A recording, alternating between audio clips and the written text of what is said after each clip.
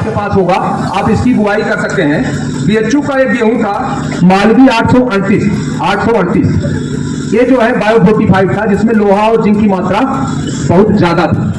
कृषि निवेश मेले में आधुनिक तकनीकों से खेती को लाभदायक बनाने पर दिया जोर। यूपी के मिर्जापुर के लालगंज विकासखंड परिसर में आयोजित कृषि निवेश मेले में मंगलवार को आधुनिक कृषि तकनीकों और सरकारी योजनाओं की जानकारी दी गई। मेले का उद्देश्य किसानों को उन्नत तकनीकों से जोड़कर उनकी आय बढ़ाना और खेती को लाभदायक बनाना था।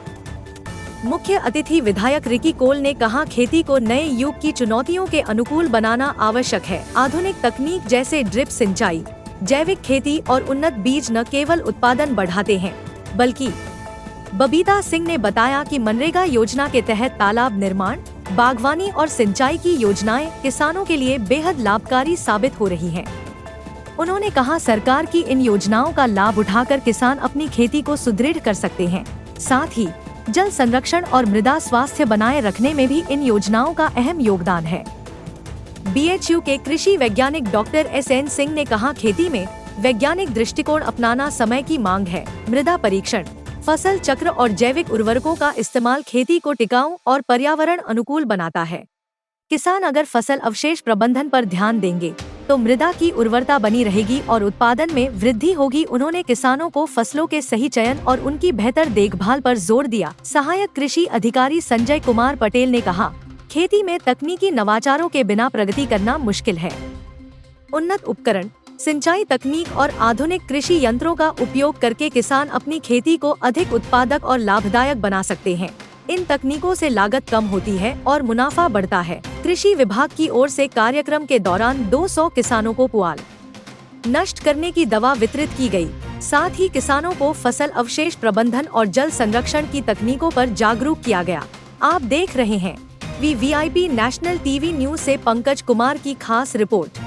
आयोजन के संबंध में हमारे बीच हमारे क्षेत्र की लोकप्रिय विधायिका मैडम यहाँ उपस्थित ब्लॉक प्रमुख और कृषि वैज्ञानिक doctor SN Singh, area manager Ashish Srivastava ji, जनता सलाहकार Sudhir Srivastava ji, CDPO SK Singh, ADO AG Sanjay Patel, ADO cooperative Sanjay Singh और उपस्थित समस्त अधिकारीगण और उपस्थित यहाँ कृषि कृषक बंधु, जो यहाँ पे अभी आपको बताया गया हमारे कृषि वैज्ञानिकों और कृषि विशेषज्ञों द्वारा कि कृषि को हम परंपरागत तरीके से तो हम अभी तक करते ही हैं, लेकिन इसके साथ साथ अधिक उत्पादकता लेने के लिए कुछ चीज़ों की भी आवश्यकता पड़ती है।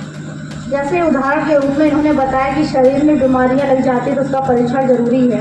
उसी प्रकार हमारी कृषि की उत्पादकता बढ़ाने के लिए कृषि के स्वास्थ्य की जानकारी और परीक्षण भी जरूरी है। वो भी बहुत ज़रूरी है कि हम देखें कि हमारी कृषि में किस तत्व की कमी है और उसकी पूर्ति किस माध्यम से की जा सकती है।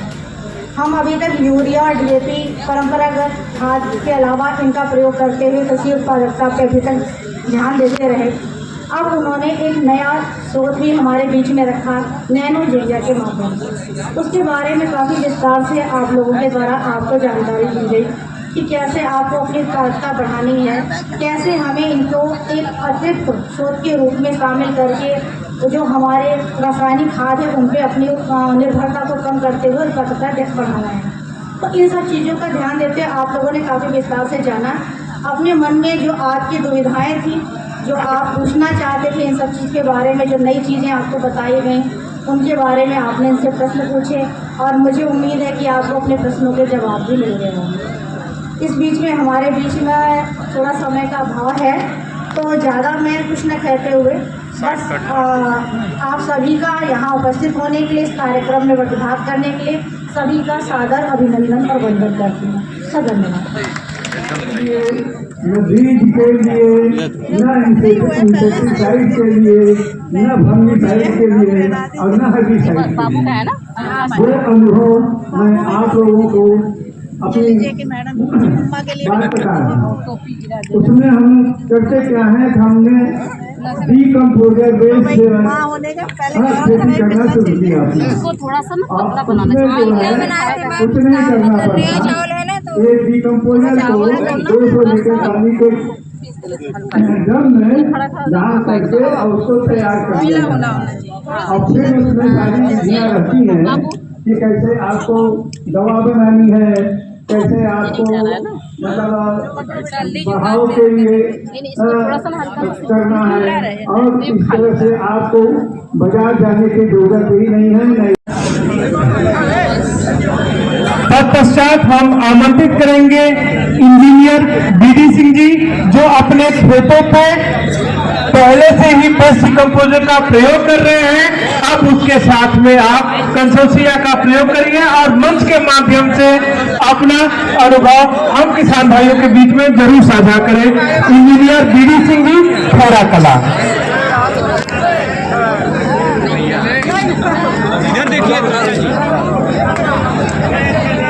सभी लोग, आप लोग कृपया शांति बनाए रखें। अभी आप लोग के बीच में सूक्ष्म होगा, आप इसकी बुआई कर सकते हैं।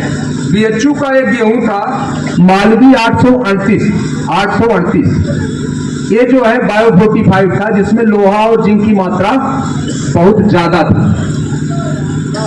उसको भी आप बुआई में प्रयोग कर सकते हैं। उसका भी उत्पादन बहुत ज्यादा है, लेकिन पानी चाहिए। मैं इसलिए नहीं बता रहा था क्योंकि हमारी एरिया जो है सूखा प्रभावित है।